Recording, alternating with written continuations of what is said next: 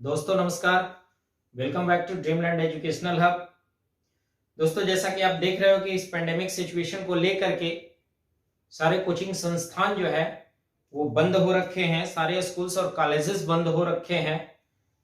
बाकी सारी चीजें खुली हैं बट ये बंद रखे हैं।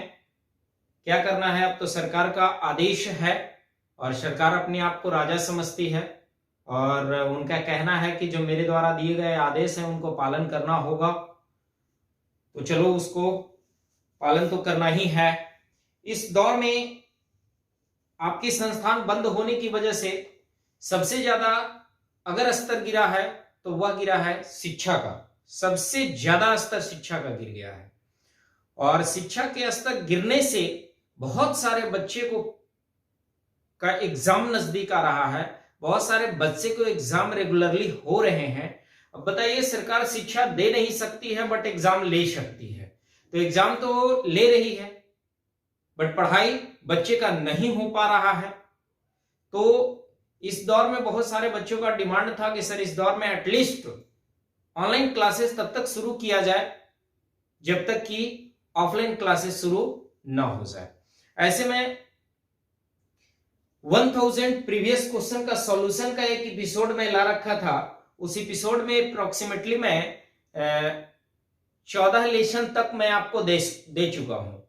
उसमें 140 क्वेश्चंस का एक्सप्लेनेशन बहुत विस्तार से मैं दिया हूं। ऐसा नहीं कि बस इसका आंसर ये नहीं होगा तो ये होगा। मेरा ये कहने का मतलब है कि अगर इसका आंसर ये नहीं होगा तो ये होगा, तो क्यों होगा उसका जिक्र मैं पूरे ग्रामर रूल के साथ पिछले 14 एपिसोड में मैं दे चुका हूं। ठीक है, और आगे इसी दौर को बढ़ाते हुए मैं जितने भी नाउन से पूछे हुए क्वेश्चंस हैं, जो बच्चे नाउन पढ़ चुके हैं उनके लिए ये रामबाण है। आपकी पूरी नाउन्स का रिवीजन भी हो जाएगा।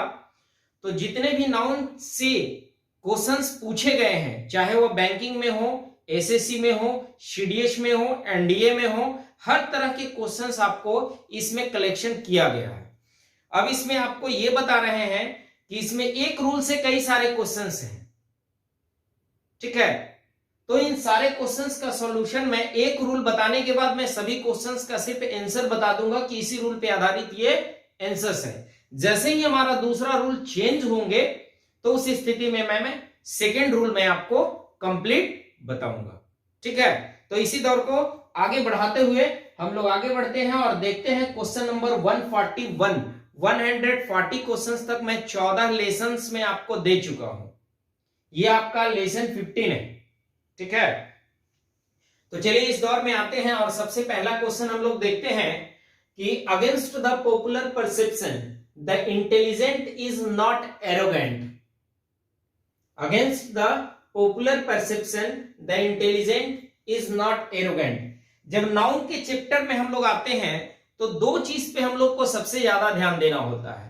पहला ये होता है कि हमारा पार्टिकुलर वर्ड जो सब्जेक्ट के रूप में आया है, वह सब्जेक्ट के रूप में आपको पता है कि सब्जेक्ट के रूप में या तो नाउन आ सकते हैं या प्रोनाउन आ सकते हैं।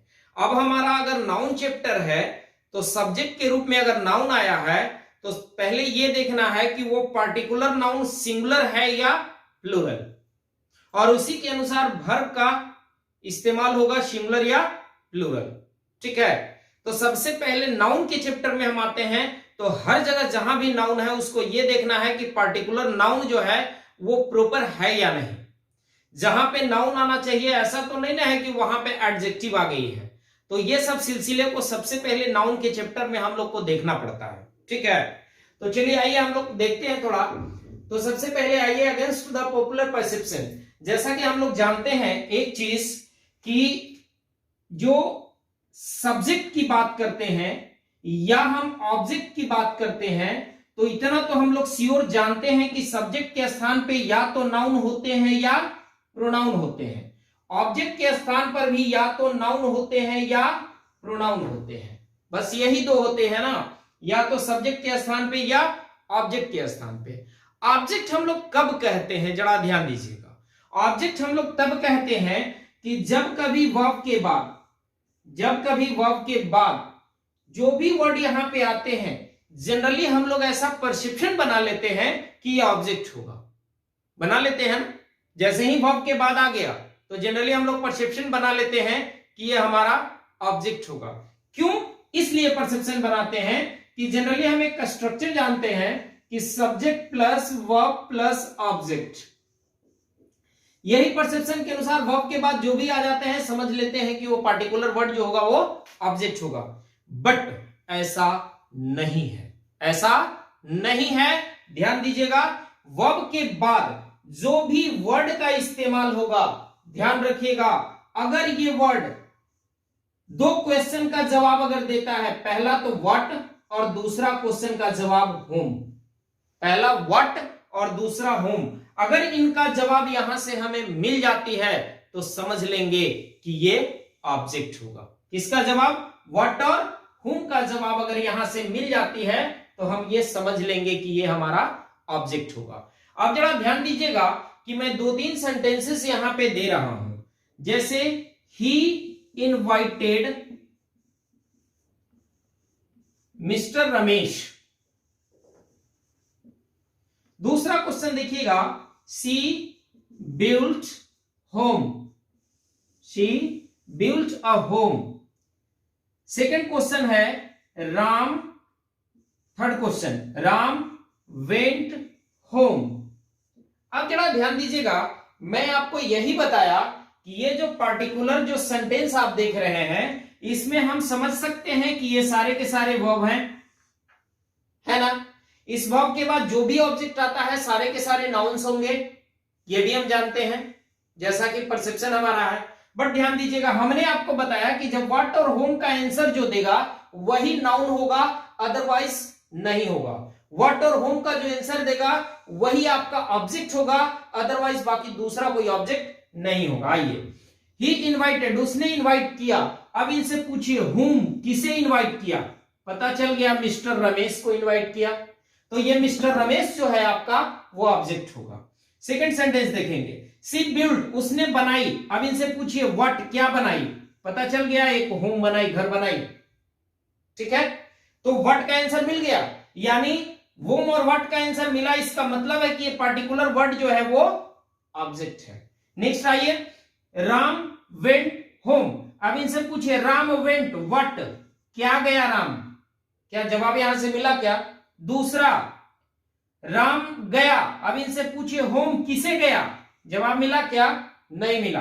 अब इनसे तीसरा क्वेश्चन पूछ लीजिए कि राम वेंट, और इनसे पूछिए गया वेयर, कहां गया, जवाब मिल गया घर गया। किसका जवाब मिला? वेयर का।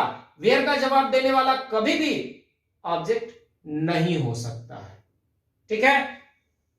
तो यहां पे ये पर्टिकुलर होम जो आप देख रहे हैं ये आपका ऑब्जेक्ट नहीं है, जबकि ये आपका एडवर्ब है, क्योंकि वेयर का जवाब देने वाला, वेन का जवाब देने वाला, हाउ का जवाब देने वाला जो भी वर्ड होते हैं वो एडवर्ब का काम करते हैं।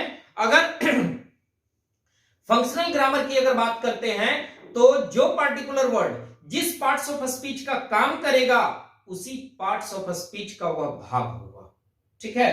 तो इसीलिए यहां पे होम जो है वो एडवर्ब का काम कर रहा है, इसलिए एडवर्ब का भाग है। हमको यह समझ में आ गया कि वर्ब के बाद व्हाट और होम का अगर जवाब देने वाला कोई भी वर्ड अगर आता है वो सभी के सभी क्या हो जाएंगे? ऑब्जेक्ट हो जाएंगे। क्लियर हो गया? अब आइए, ऑब्जेक्ट दो चीजों का होता है, एक तो ऑब्जेक्ट आपका वर्ब का होता है और दूसरा ऑब्जेक्ट जो होता है वो प्रीपोजिशन के बाद भी ऑब्जेक्ट आता है।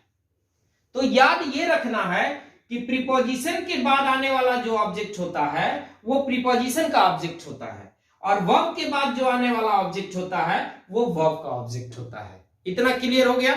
अब जरा इस सेंटेंस में आइए देखते हैं कि अगेंस्ट द पॉपुलर परसेप्शन, यहां भी आपका ये नाउन है, ये जो है आपका अगेंस्ट प्रीपोजिशन है। अब इस प्रीपोजिशन के बाद ये नाउन का प्रयोग हुआ है, तो याद रखिएगा कि प्रीपोजिशन के बाद आने वाला जो भी वर्ड होगा वो ऑब्जेक्ट होगा, या तो नाउन होगा या प्रोनाउन होगा। तो यहां पे ये नाउन किसका है ऑब्जेक्ट? इसका ऑब्जेक्ट है। अब आ जाइए हम लोग चलते हैं यहां पे ये वर्ब है ना। याद रखिएगा कि वर्ब जब भी सेंटेंस में आते हैं बिना सब्जेक्ट के वर्ब नहीं आते हैं, कोई ना कोई उनके लिए सब्जेक्ट होगा। अब इनके लिए सब्जेक्ट की अगर बात करते हैं तो ये सब्जेक्ट मेरा एक इंटेलिजेंट है, ठीक है ना। जनरली हम जानते हैं कि जिस भी शब्द की समाप्ति ENT से हो वह शब्द एडजेक्टिव होते हैं ना। अभी हमने पढ़ा कि सब्जेक्ट के स्थान पे या तो नाउन आ सकते हैं या प्रोनाउन आ सकते हैं, एडजेक्टिव तो नहीं आ सकते हैं।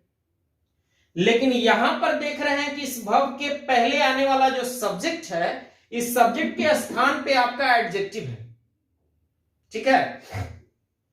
तो ये ध्यान देना है कि एडजेक्टिव कभी वाक्य का सब्जेक्ट नहीं बन सकता है जब तक कि कोई नाउन ना आए, ठीक है ना। चलिए आते हैं। याद रखिएगा कि कुछ पार्टिकुलर एडजेक्टिव का मैं आपको जिक्र कर रहा हूं जिनके पहले डेफिनिट आर्टिकल द जैसे ही लग जाता है वह नाउन बन जाता है और वह भी प्लूरल नाउन बन जाता है। ये फॉलोइंग एडजेक्टिव्स मैं कुछ लिख रहा हूं जिनके ठीक पहले जैसे ही डेफिनिट आर्टिकल द का प्रयोग हो जाता है तो समझ लेना कि वह नाउन बन गया और वह भी नाउन प्लूरल नाउन बन जाता है। और जब प्लूरल नाउन बन जाता है तो उसी के अकॉर्डिंगली वर्ब का प्रयोग प्लूरल ही होगा। अब ऐसे एडजेक्टिव कौन कौन है जरा ध्यान दीजिएगा। अगर मैं बात करूं रिच का, अगर मैं बात करूं पुअर का, अगर मैं बात करूं डम्ब का, ठीक है ना, समझ गए। अगर मैं बात करूं डिफ का, ठीक है। अगर मैं बात करूं इंटेलिजेंट का, अगर मैं बात करूं यंग का, ठीक है। ये सब ऐसे पार्टिकुलर एडजेक्टिव्स हैं जिनके पहले डिफिनिट आर्टिकल द का प्रयोग जैसे ही हो जाएगा तो याद रखिएगा कि ये पूरा कंपाउंड वर्ड जो है ये आपका प्लूरल नाउन बन जाएगा। और जब ये प्लूरल नाउन बन जाएगा तो इनके साथ आने वाला वर्ब भी प्लूरल ही होगा, ठीक है ना। अब इस दौरान यहां अगर हम देखें तो यहां पे द इंटेलिजेंट आ गया है, तो द इंटेलिजेंट जैसे ही आ गया है तो ये बन गया आपका प्लूरल नाउन। और जब ये प्लूरल नाउन बन गया तो वर्ब भी क्या होना चाहिए, यहां पे प्लूरल होना चाहिए, इसलिए इज ना होकर के यहां पे वर्ब क्या हो जाएगा, आर हो जाएगा। क्लियर हुआ। यानी आपका ऑप्शन सी में एरर है, ठीक है। चलिए नेक्स्ट चलते हैं। सेकंड सेंटेंस देखिए, one is wrong to believe that. अभी आइए यहां पर भी, यहां ये वर्ब है ना, इस वर्ब के पहले हमें सब्जेक्ट चाहिए, जबकि हम जानते हैं कि रिच पुअर ये सब जो वर्ड है ये सारे के सारे एडजेक्टिव है। तो एडजेक्टिव है तो जरा देख लीजिए इनके पहले डिफिनिट आर्टिकल द का प्रयोग हुआ है। और हम बताए हैं कि ये फॉलोइंग एडजेक्टिव के पहले डिफिनिट आर्टिकल द का प्रयोग जैसे ही हो जाता है तो समझ लेना कि ये पूरी की पूरी कंपाउंड वर्ड प्लूरल नाउन बन जाती है। क्या बन जाती है, प्लूरल नाउन बन जाती है। और इसी के अनुसार वर्ब भी प्लूरल हो जाएगा। तो यहां इज का प्रयोग ना होकर के आर का प्रयोग होगा। क्लियर हुआ, क्लियर हो गया। यानी यहां भी आपका ऑप्शन सी में गड़बड़ है। चलिए आगे आइए, 143 क्वेश्चन नंबर देखिए। The old and sick is advised. अब यहां पर भी देखिए, सिक का मतलब होता है बीमार, यह भी आपका जो है वर्ड सिक। चलो यहीं पे लिख देते हैं और वर्ड का प्रयोग, सिक, ओल्ड, यंग जैसे मैंने लिखा था उसी तरह ओल्ड है, ठीक है ना। वीक, वीक का मतलब कमजोर, ठीक है ना। तो ये सब वर्ड भी उसी का हिस्सा है, तो प्लूरल नाउन बनेंगे और इनके बाद प्लूरल वर्ब का प्रयोग होगा, ठीक है। आगे आइए, the old and sick is advised. अब यहां पे ये वर्ब है ना, हमने पहले ही आपको बताया था कि जब भी नाउन का इरर आप बना रहे हो तो नाउन के इरर बनाने से पहले ध्यान देना है कि पार्टिकुलर वर्ड जो सब्जेक्ट के रूप में है या ऑब्जेक्ट के रूप में है वह किस तरह काम कर रहा है। क्या सब्जेक्ट के रूप में आने वाला नाउन सिंगुलर का काम कर रहा है तो वर्ब भी सिंगुलर होंगे, ठीक है। तो सबसे पहले आइए हम लोग वर्ब देखते हैं। ये वर्ब है, इस वर्ब का सब्जेक्ट क्या है, इस वर्ब का सब्जेक्ट पूरा कंपाउंड वर्ड है ना। ये कंपाउंड वर्ड पूरे वर्ब का ये सब्जेक्ट है। अगर ये वर्ब का सब्जेक्ट है तो ध्यान दीजिए यहां पे द ओल्ड लगा हुआ है, यानी बन गया ये प्लूरल नाउन, ठीक है ना। यहां पे भी द सिक हो जाएगा, बन गया, ठीक है ना। यही आप कहेंगे ना। लेकिन हम लोग किए क्या है कि यहां पे द सिग्नल लगा करके इसी द को यहां भी इंट्रोड्यूस हम लोग कर ले रहे हैं, इसलिए यहां पे द का प्रयोग मैंडेटरी नहीं है। ठीक है, तो द ओल्ड भी अगर है तो ये प्लूरल नाउन है, तो इसके अनुसार वर्ब क्या होना चाहिए, प्लूरल होना चाहिए, तो क्या हो जाएंगे, आर हो जाएंगे। अब जरा यहां पे आइएगा, many people have the perception that the fluent is the happiest lot on the earth. ठीक है, अब आइए, मेनी पीपल हैव, अब यहां पे देखेंगे वर्ब, ये वर्ब क्या है, प्लूरल है। अब इस वर्ब के अनुसार जो नाउन आना चाहिए वो भी प्लूरल होना चाहिए। अब यहां पे जैसे ही आते हैं तो ये पीपल आपका प्लूरल है ना, पीपल आपका प्लूरल है, तो प्लूरल नाउन प्लूरल वर्ब, यहां तक तो आपका सही है। अब आइए, इसके बाद आपका ये ऑब्जेक्ट हो गया। अब यहां पे देखते हैं दैट द अफ्लुएंट इज, अब यहां पर भी वर्ब आया है। इस वर्ब के पहले आने वाला जो सब्जेक्ट होगा वो नाउन होगा, जबकि यहां पे अफ्लुएंट दिख रहा है, अफ्लुएंट एक एडजेक्टिव है। लेकिन मैं एक चीज बताया था कि इस एडजेक्टिव के ठीक पहले अगर डिफिनिट आर्टिकल द का प्रयोग अगर हो गया है अकेला एडजेक्टिव के पहले, तो समझ लेना कि ये प्लूरल नाउन बन जाएगा, और अगर ये प्लूरल नाउन बन जाएगा तो इनके साथ आने वाला वर्ब भी प्लूरल होगा। तो द अफ्लुएंट प्लूरल नाउन हो गया, तो वर्ब भी क्या हो जाएंगे, प्लूरल हो जाएंगे, यानी इच के जगह पे क्या हो जाएंगे, आर हो जाएंगे। ठीक है, समझ में आ गया इतना? किन्हीं को डाउट है, बोलो। नहीं ना, चलिए, डाउट नहीं है तो अब हम लोग चलते हैं अगले क्वेश्चन में। अगले क्वेश्चन का रूल जो है वो अलग है, थोड़ा मैं ऊपर मिटाता हूं, उसके बाद अगला रूल मैं आपको बताता हूं। आगे हम लोग देखते हैं, और ये आपका क्वेश्चन नंबर 145। ध्यान दीजिएगा, कहता क्या है कि a customer handed over 100 rupees note to the shopkeeper. अब यहां पे हमें ये देखना है कि ये आपका वर्ब हो गया, जैसा कि मैंने आपको बताया, ठीक है ना, कि वर्ब है। इस वर्ब के लिए कोई ना कोई सब्जेक्ट आना चाहिए। सब्जेक्ट में या तो नाउन होते हैं या प्रोनाउन। कस्टमर आपका एक नाउन है। अब ये कस्टमर जो है सिंगुलर है, यहां पर वर्ब भी सिंगुलर आना चाहिए, लेकिन कब, जब प्रेजेंट की बात करेगी तब। ये तो ऑलरेडी पास्ट में है, वर्ब का सेकंड फॉर्म है, यहां सिंगुलर प्लूरल का कोई मतलब ही नहीं बनता है। ठीक है, तो यहां तक तो ये पास्ट में सही है। आगे बढ़ते हैं, यहां पे लिखा हुआ है 100 रुपीज नोट। ठीक है, ऑप्शन बी में ही इरर है।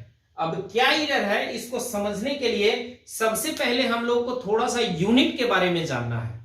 जैसे आप नाउन पढ़ेंगे तो नाउन में एक चैप्टर है आपका यूनिट। ठीक है, इस यूनिट के बारे में थोड़ा सा मैं आपको बताता हूं, जरा ध्यान दीजिएगा। जैसे ही हम यूनिट की बात करते हैं, ठीक है, तो यूनिट दो तरह के होते हैं। एक को हम लोग बोलते हैं डेफिनिट यूनिट, और दूसरे को हम लोग बोलते हैं इनडेफिनिट यूनिट। ठीक है, अब जरा ध्यान दीजिएगा, ये डेफिनिट यूनिट और इनडेफिनिट यूनिट क्या होते हैं। अगर मैं आपसे कहूं कि 100 विद्यार्थी पास हुए, आप मुझे बताइए कि ये डेफिनिट यूनिट है या इनडेफिनिट यूनिट। कितने विद्यार्थी पास हुए, 100, निश्चित संख्या आ गई, डेफिनिट नंबर आ गया।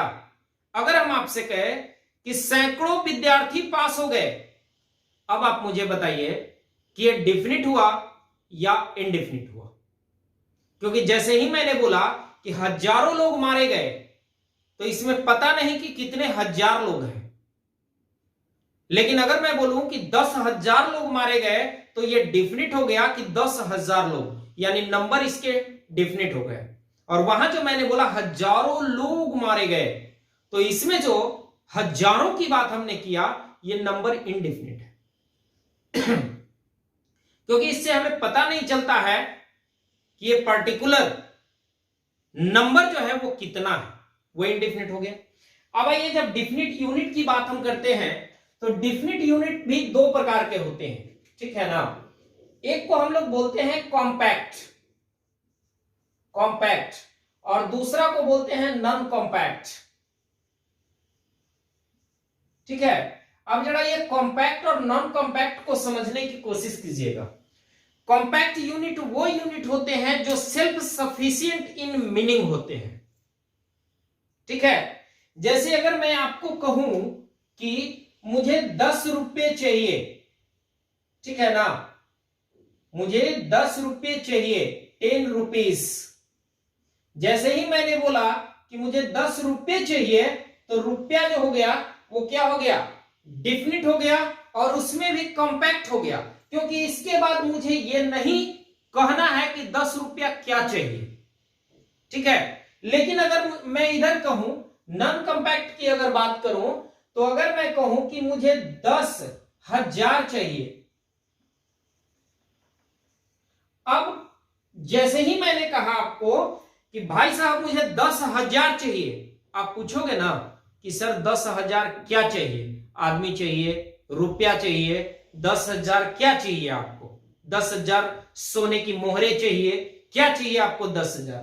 तो जैसे ही मैंने बोला कि मुझे 10,000 चाहिए, तो आपने पूछ दिया क्या, और जैसे ही मैंने बोला कि मुझे 10 रुपये चाहिए, यहीं पे एंड हो गई।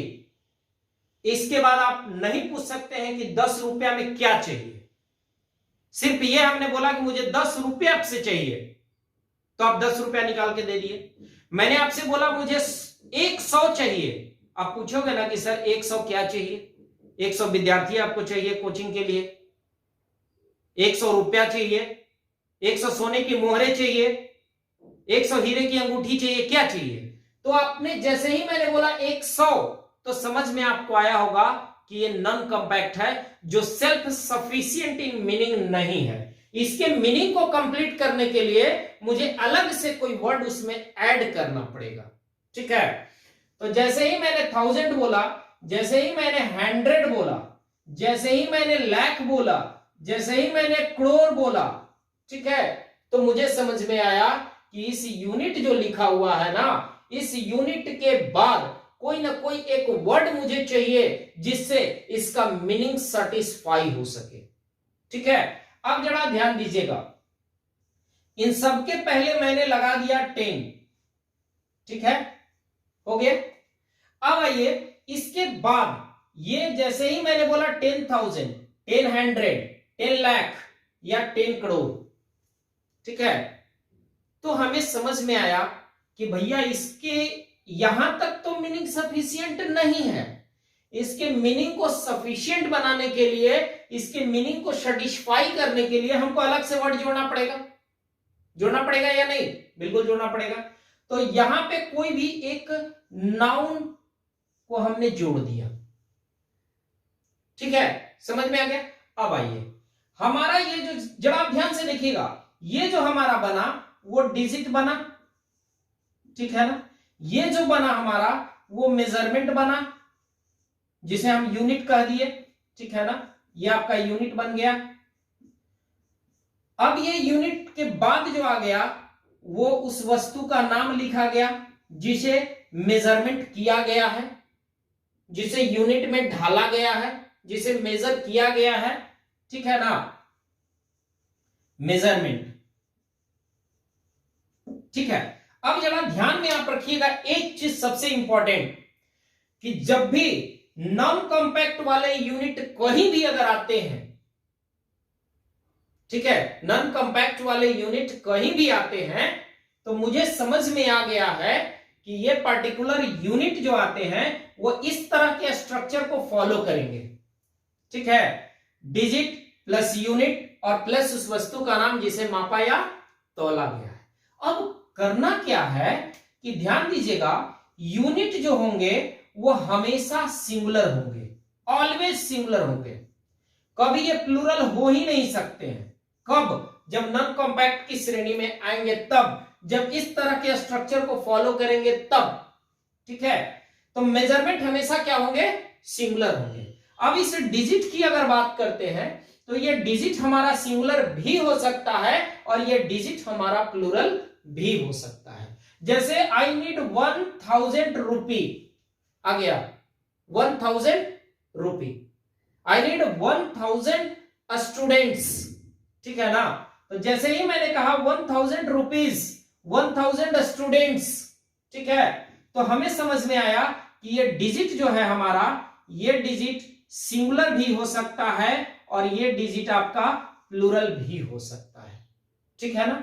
अब आइए इस वस्तु के नाम की अगर बात करते हैं, जो इस यूनिट के बाद यूज होते हैं, यह भी आपका सिंगुलर भी हो सकता है और यह आपका प्लूरल भी हो सकता है, ठीक है।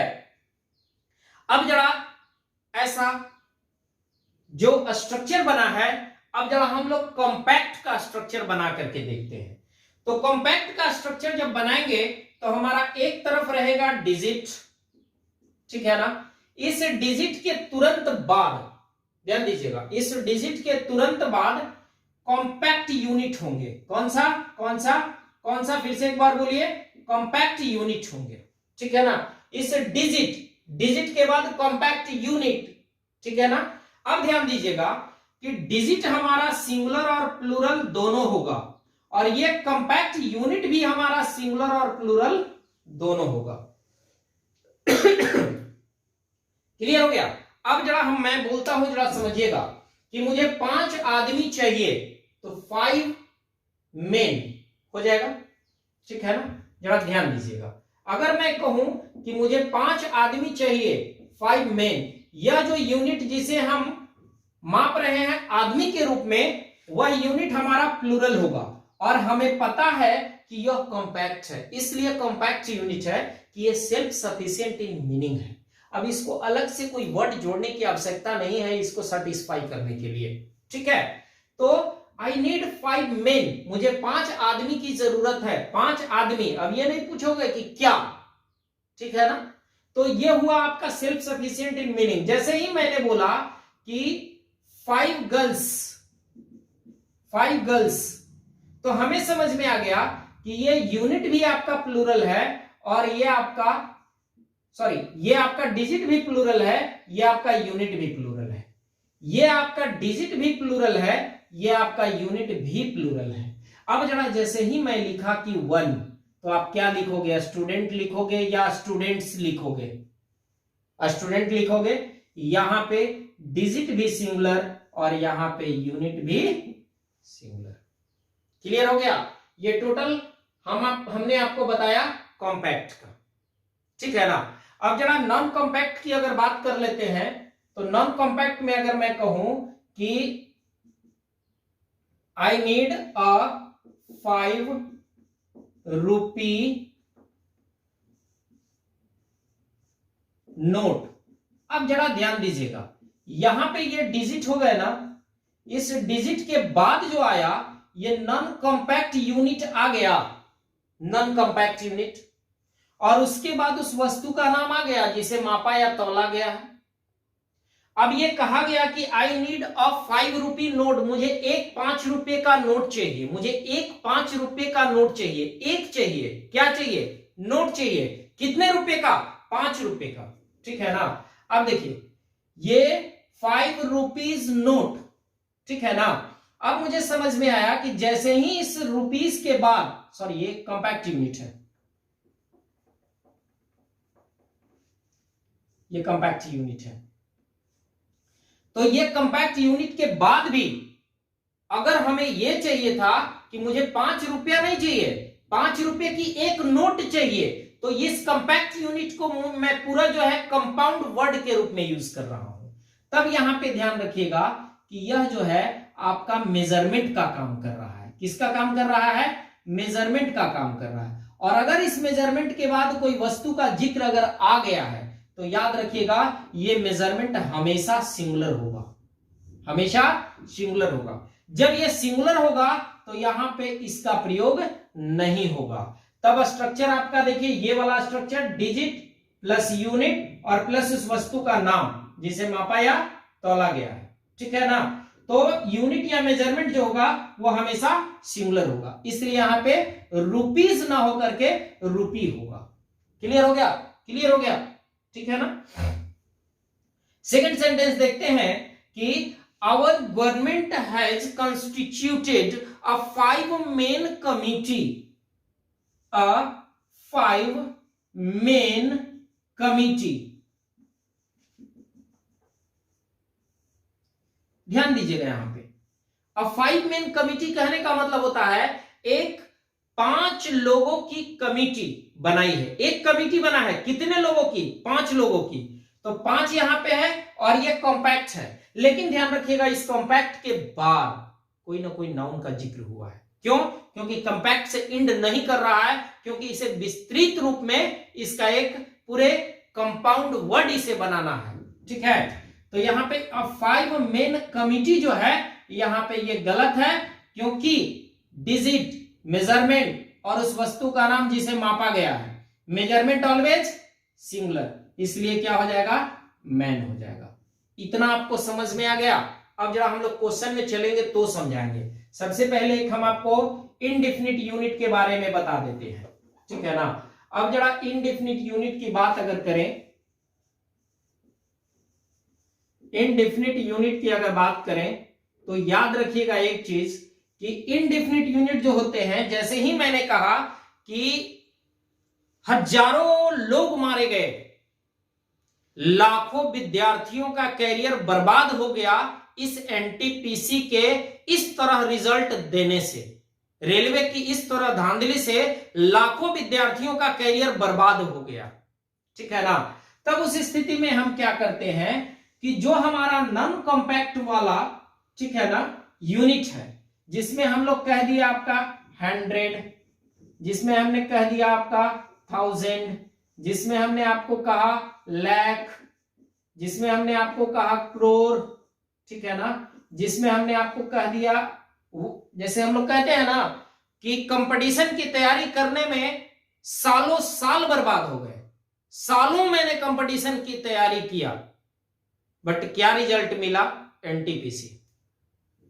ठीक है, चलिए ये सब सरकार की नीति है, क्या कीजिएगा। तो जैसे ही इनडेफिनिट की बात करते हैं तो इनडेफिनिट का एक चीज सबसे ज्यादा जरूरी है समझने का, वह यह कि इनडेफिनिट यूनिट हमेशा प्लूरल होगा और करना कुछ नहीं है, इनमें एस या ईएस का प्रयोग कर देना है, ठीक है ना। क्या कर देना है? एस या ईएस का प्रयोग कर देना है और उसके बाद प्रीपोजिशन लगा देना है, ठीक है ना। और इस प्रीपोजिशन के बाद जो आने वाला नाउन होगा, या इस प्रीपोजिशन के बाद जो आने वाला नाउन होगा वह भी हमेशा प्लूरल ही होगा। जैसे अगर मैं कहूं कि लाखों लोग, तब हमने बोला कि लैक्स ऑफ पीपल, सैकड़ों विद्यार्थी, सैकड़ों, हंड्रेड्स ऑफ स्टूडेंट्स।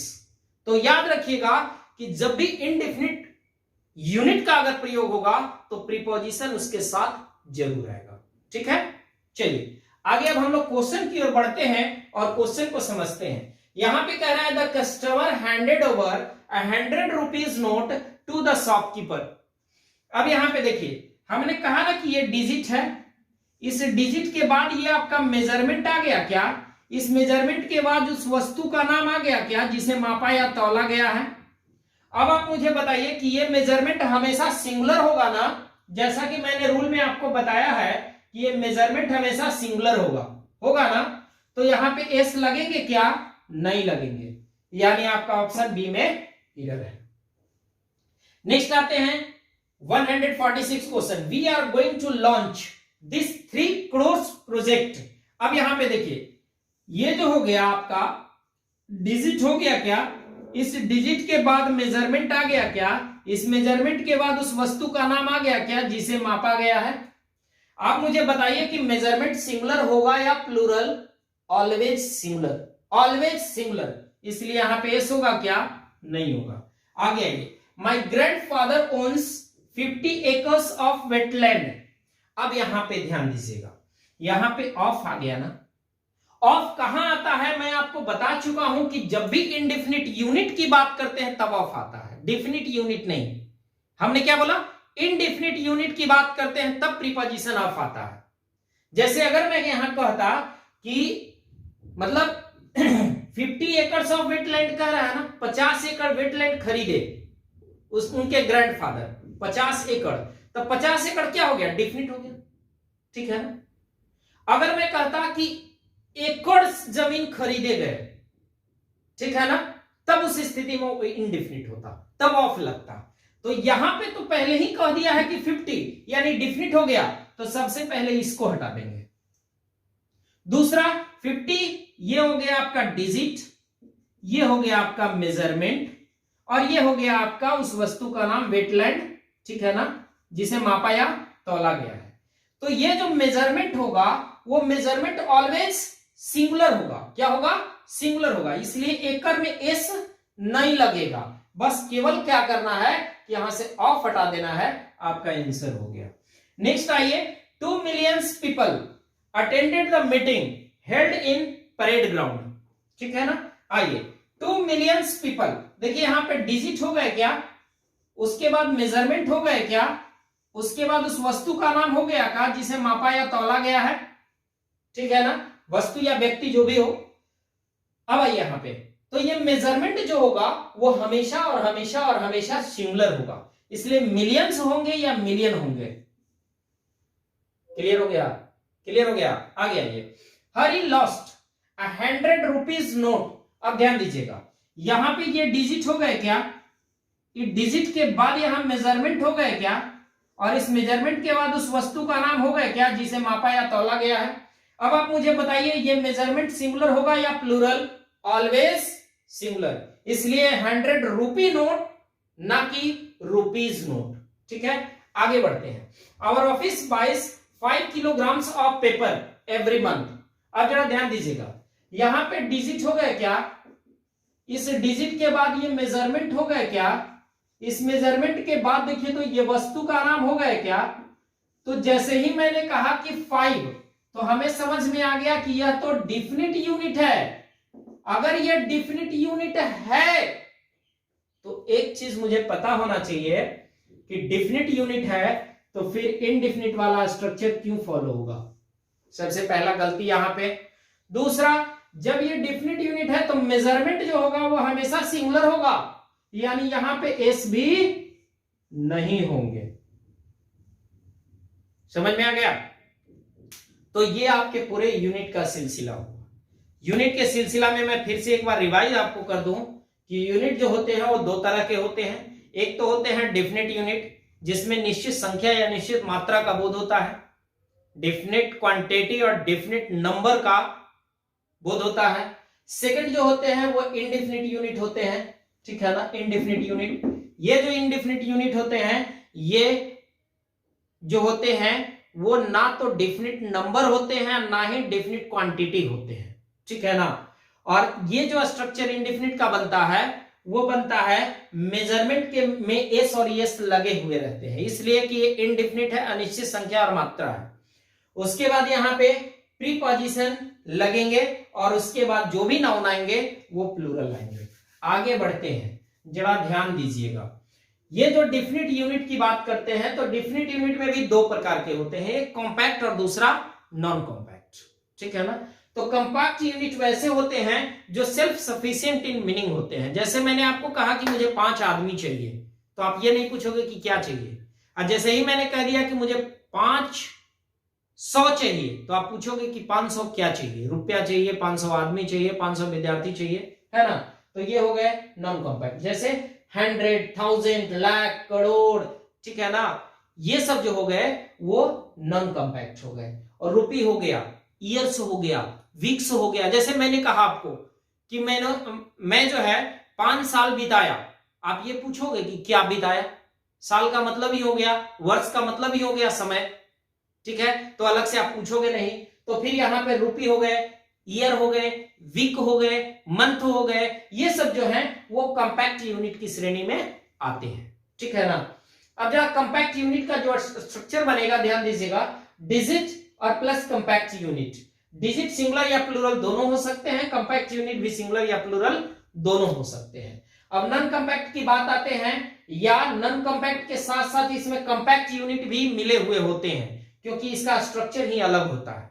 तो जब कभी कंपाउंड स्ट्रक्चर की बात करें, उस कंपाउंड स्ट्रक्चर में डिजिट हो, डिजिट के बाद यूनिट हो, चाहे वो कॉम्पैक्ट हो या नॉन कॉम्पैक्ट हो, उसके बाद उस वस्तु का नाम हो जिसे मापा या तौला गया है, तो ध्यान रखिएगा कि डिजिट सिंगुलर और प्लूरल दोनों हो सकते हैं, थिंग सिंगुलर और प्लूरल दोनों हो सकते हैं, बट ये जो आप मेजरमेंट देख रहे हो ना, ये ऑलवेज सिंगुलर होगा। मेजरमेंट क्या होगा? ऑलवेज सिंगुलर होगा, ऑलवेज सिंगुलर होगा। क्लियर हो गया? मेजरमेंट ऑलवेज सिंगुलर होगा। और इसी पे सारा आपका ये टोटल 6 क्वेश्चंस आपका इसी पे बन गया है। ये जितने भी क्वेश्चंस है याद रखिएगा, सारे के सारे प्रीवियस एग्जाम में पूछे हुए क्वेश्चंस हैं। और ये सिर्फ ये जो एपिसोड मैं लाया हूं, ये एपिसोड आपका 15 है, ठीक है। ये जो आपका है एपिसोड है आपका 15, ठीक है।